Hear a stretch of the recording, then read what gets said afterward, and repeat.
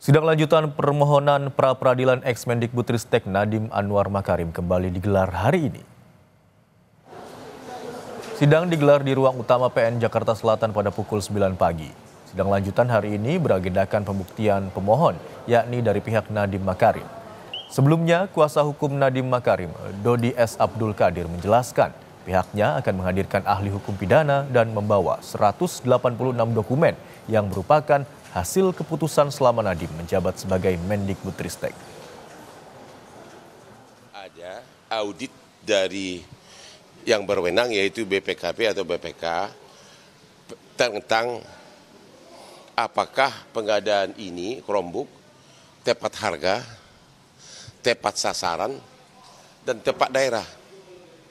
Itu belum ada. Itu yang mau kita buktikan. Karena tanpa itu gimana bisa menghitung kerugian negara? Ya kan? Benar nggak? Ya. Tanpa itu misalnya dibilang tidak tepat sasaran, daerah ini tidak dicakup, 3T tidak dicakup. Sudah diaudit belum? Ya kan?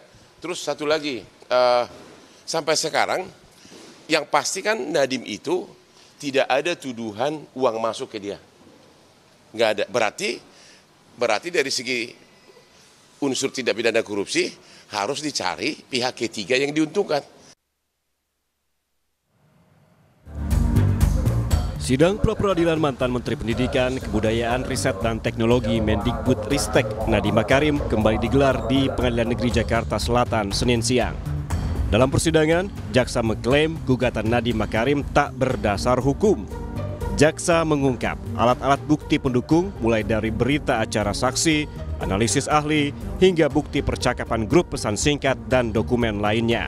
Bukti yang dipaparkan merujuk pada penetapan Nadiem Makarim sebagai tersangka dugaan korupsi pengadaan Chromebook Mendikbudristek pada 2019 hingga 2022. Pendidikan Jasa Agung Muda Tindak Khusus nomor Plik 67 garing F2 garing FD.2 garing 09 garing 2025 pada tanggal 4 September 2025 atas nama tersangka Nadiem Anwar Makarim adalah tidak sah dan tidak berdasar atas hukum.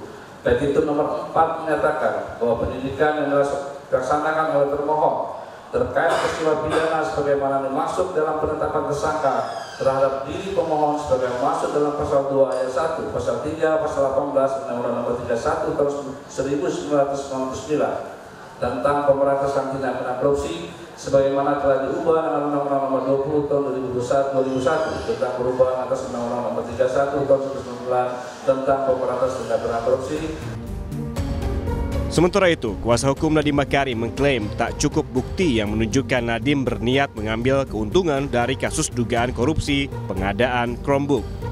Penyidik nanti dapat menyampaikan ya dasar perbuatan apa, bukti-buktinya apa saja, ya, karena tadi sudah jelas dikatakan Nadiem tidak ada mens rea, ya, tidak pernah ada bukti mens rea, tidak pernah ada bukti Nadiem menerima uang atau benefit apapun.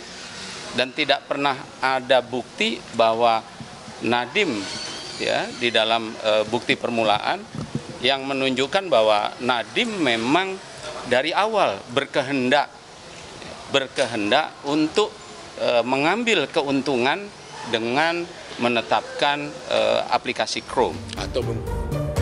Sidang pra-peradilan Nadiem Makarim di Pengadilan Negeri Jakarta Selatan dihadiri keluarga Nadiem, mulai dari ayahnya Nono Anwar Makarim hingga istri Nadiem Makarim, Franka Franklin. Sidang diagendakan untuk mendengarkan jawaban dari Kejaksaan Agung, dilanjutkan dengan pengajuan replik dan duplik. Tim Liputan, Kompas TV.